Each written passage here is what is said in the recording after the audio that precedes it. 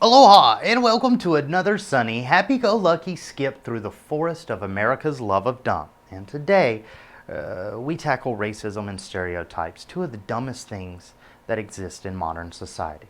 Now, you might be asking yourself, why am I dressed so warm? Because today we're going to go into the cold, hard truth. If you've been watching the news lately, you probably noticed that in the heartland of America right now, people are rioting in the streets. Why? At around noon on August the 9th of this year, Michael Brown, an unarmed black male, was shot and killed by police following a robbery. Now, officers that were present at the time say he was shot in response to reaching for an officer's gun during a physical confrontation he initiated after officers tried to arrest him. Let's stop right now and think real quick. Which one of those words stuck out more in your head? You see, in America, we like our biases clear-cut, and despite the natural world not working in them, we love absolute answers. Sadly, the shooting in Ferguson has more questions than answers, but one question shouldn't exist at all. It's how we, through our biases, approach stories like this. Now, if you're someone that identifies the police as violent, brutal, or overbearing, the Ferguson story can give you plenty of fodder for your hate cannons to fire at. They just charged the crowd with an armed personnel carrier and fired off a ton more tear gas. It's 10:11, it ain't even 12 o'clock. What they tear gassing us for? What they threatening us for? Where our First Amendment right at? Even CNN, a network known for thinking that UFOs or black holes took away the Malaysian air flight, asked why so violent. Across the globe, I mean, we're being seen and being watched by people globally right now. Talk to us about what police are saying to you, why they're using this strategy, why the use of tear gas, stun grenades, why not perhaps use water cannon? At least it's not going to have the same sort of effect, or maybe something that targets this small group. Yeah, even CNN saw the level of devastation on the streets of Ferguson and asked for the kinder, gentler days of the American Civil Rights Movement. And if that's no indication of how bad things have gotten, we even have this little video of how journalists are being treated in Ferguson. I'm working on it. Stop videotaping. Let's grab our stuff and go. First Amendment right to videotape you, sir? Hurry up. Let's go. Please don't leave or go to me. Let's go. You see me working on it. Please do not tell me not to use my. It's time to go. Right, let's go. Please not wave a gun at me. We're down about 45 seconds. Let's go.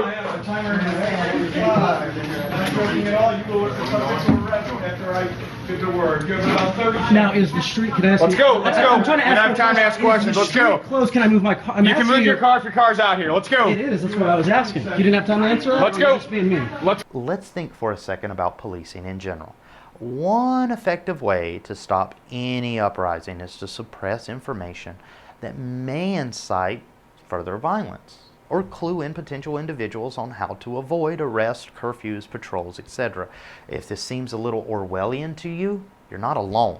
As during that same news segment on RT America, it was asked of Chris Chambers, a Georgetown University professor, if what we're seeing is police being careful or is this a real effort at suppression?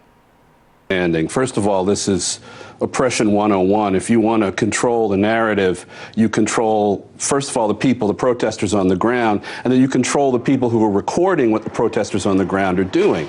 Just as you control, say, eyewitnesses who might have camera phones, et cetera, who are there at the point of contact between the officer and young Mr. Brown, who was apparently shot with his hands up, according to all of the witnesses. Okay.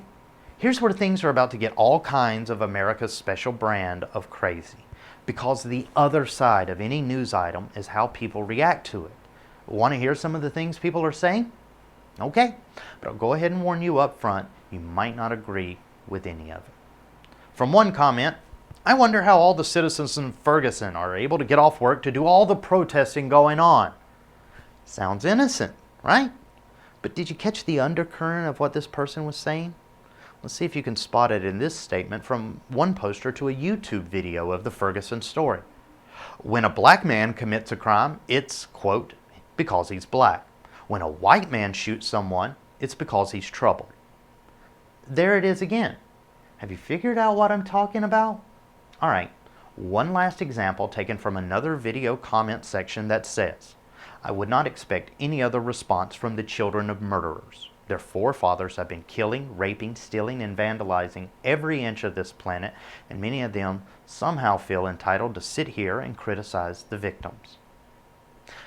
You see a reason that a network like CNN can ask us to return to a time of civil unrest in American history is because no matter how far we've come in social progress, America loves its stereotypes, especially when those stereotypes fall along racial lines. Normally, I would take this moment to point out something enlightening in a funny way, maybe show a clever picture of a kitty doing something cute. But instead, I want to pose a simple question about how you feel about other races from your own. Do you think that every human out there functions under the pretext, because I'm blank, I do such and such? Well, of course you don't. Because if you did, terms like coconut and Oreo wouldn't exist, right? To show you how dumb this line of thinking is, let's now look at the story of one Dr. Patrick Johnson, an Ohio-based anti-abortionist that thinks that if you facilitate delivery of a child and the child inadvertently dies, there's no crime that's been committed. There's no ill will or malice there. well, he's obviously crazy or he wouldn't be mentioned in this segment, would he? Earlier this month, a group of topless women protested his New Beginnings ministry after spending some 9 years of having him come protest their nudie club. Now, how did he respond? By calling all public nudity an affront to human decency and making the bold claim that exposed boobs could make you gay, or at least like gay people, on his Facebook page. Now, it's pretty silly if you know anything about how sexual orientation really works.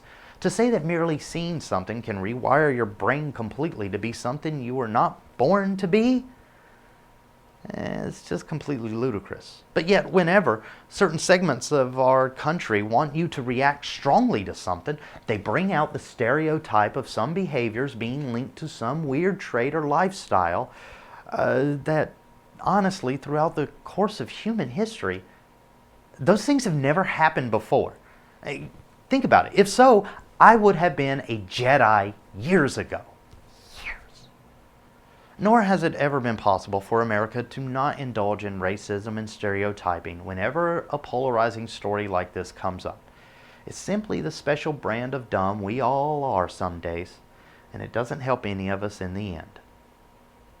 Join me next time as we try to find 1 ounce of sanity in a dumb world somewhere in America.